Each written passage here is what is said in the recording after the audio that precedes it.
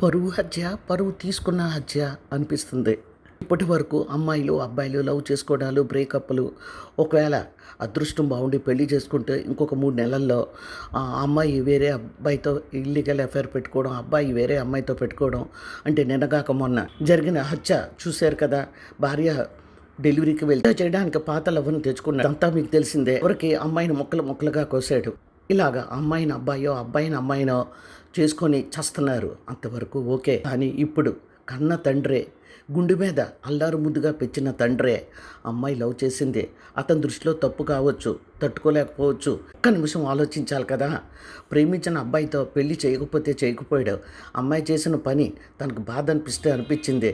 నమ్మించి ఇంటికి తీసుకొచ్చి అంత దారుణంగా గుండె మీద కోసుకొని పేక నొక్కి కొన ఊపిరితో ఉన్న అమ్మాయిని ఉరిసి తీసుకుంది అని చిత్రీకరించడం ఎంత దారుణం. మ్యారేజ్కి ఒప్పుకుంటే అందరూ కొద్ది రోజులు లవ్ మ్యారేజ్ అని చెప్పి ఊరుకునేవారు. కానీ ఇప్పుడు చేసిన పనికి వాడు జైల్లో బతికున్నంత కాలం ఒకవేళ మరణశిక్ష పడకుండా జీవిత ఖైదు వేసిన ఘటన ఎవరూ మర్చిపోరు. ఎందుకంటే అల్లారు ముద్దుగా పెంచిన కూతుర్ని చిత్రహింసలు పెట్టి చంపడం ఎంతవరకు సమంజసం? నాకు ఇదంతా చూస్తుంటే ఒకటే అనిపిస్తుందండి. కాలం ఎంతో అభివృద్ధి చెందింది, ఎన్నో సాధిస్తున్నాం అనుకున్నాం. కానీ అబ్బాయిలు అమ్మాయిలే కాదు, కన్న తల్లిదండ్రులు కూడా హంతకుల కింద తయారవుతున్నారు. ఈ మాట నేను ఎందుకు అంటున్నానంటే, భర్తతో విభేదాలు వచ్చి గొడవలు జరిగి జీవితం మీద విరక్తి చెంది తను చనిపోతూ తన పిల్లల్ని కూడా హత్య చేసి మరి తల్లి చనిపోతుంది. ఇంకొక తండ్రి అయితే పిల్లల్ని తీసుకెళ్ళి నీళ్ళల్లో తోసేసి ఏమీ తెలియనట్టు ఇంటికి వస్తున్నాడు. వాడు ఎందుకు హత్య చేశాడో తెలుసా? భార్యతో విభేదాలు వచ్చి ఆ కోపాన్ని పిల్లల మీద చూపెడుతున్నాడు. ఇదంతా చూస్తుంటే మన సమాజం అభివృద్ధి చెందడం లేదండి, ఎక్కడికో అగాధంలోకి పడిపోతుంది. వాళ్ళు ఎంత మీడియా లేకపోయినా ఇలాంటివి ఎప్పుడూ జరగలేదు. ఎందుకంటే ఒక ఊర్లో అలాంటి విషయం జరిగితే 100 మందికి వెంటనే తెలిసిపోతుంది. ఇంత దారుణమైన హత్యలు జరగలేదు. తల్లిదండ్రులు పిల్లల్ని చంపడం ఏంటి? భార్య భర్తని చంపేయడానికి ఇల్లీగల్ అఫైర్ పెట్టుకున్న వాడితోటి ప్లాన్ వేసి భర్తను చంపేయడం ఏంటి? భార్యని భర్త ప్లాన్ వేసి వాడు చంపేయడం ఏమిటి? పిల్లల్ని చంపేయడం ఏమిటి? ఇదంతా చూస్తుంటే మన సమాజం అగాధంలోకి నెట్టివేయబడుతుందని మీకు అనిపించడం లేదా? విషయం మనం ఇక్కడ చెప్పుకోవాలి. అమ్మాయిని తీసుకొని వచ్చాక పోలీసులు కౌన్సిలింగ్ ఇచ్చారంట వాళ్ళ నాన్నకి. అమ్మాయి చౌడమ్మ మేజరు, వాళ్ళని ఎటువంటి ఇబ్బందులు పెట్టొద్దు అని వార్నింగ్ ఇచ్చి మరీ వెళ్ళారట. సరే అన్నాడు. కానీ వాడు చివరికి ఏం చేశాడు?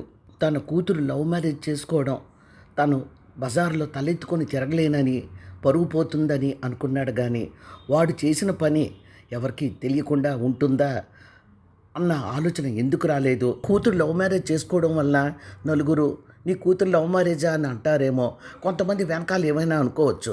కానీ ఇలాగ హత్య చేశాక వాడు క్రూరుడు, చేసే పని కాదు ఇది, వీడిని ఏం చేసినా పర్వాలేదు అని ప్రతి ఒక్కరూ అనుకోక తప్పదు. కూతురు పెళ్లి చేసుకొని వెళ్ళిపోవడం, తన మాట వినకుండా పరువు పోతుందని అనుకున్నాడు. కానీ తన పరువుని తనే తీసుకుంటున్నానని ఆ దుర్మార్గుడికి అర్థం కాలేదు. ఇంకా ఎక్కడున్నాడు వాడు? పెద్ద పెద్ద విఐపీస్, పెద్ద పెద్ద వాళ్ళు కూడా కులాంతర వివాహాలు సంతోషంగా గ్రాండ్గా పెళ్ళిళ్ళు చేసుకుంటున్నారు.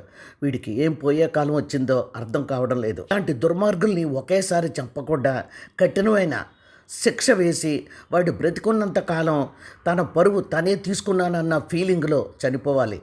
వీడు చేసిన పని ఇలాంటి దుర్మార్గులు కొంతమంది అయినా తెలుసుకొని బిడ్డలను చంపుకోరేమో. ప్రేమ వివాహానికి ఒప్పుకుంటే ఎవరైనా 4 మాటలు అన్నా 4 రోజుల్లో మర్చిపోతారు. కానీ ఈ విషయం ఎవరు మర్చిపోరు కదా. వాడు ప్రపంచంలో లేని దుర్మార్గుడు, వాడి తండ్రి కాదు అని అనుకుంటూనే ఉంటారు. మరి మీరేమంటారు?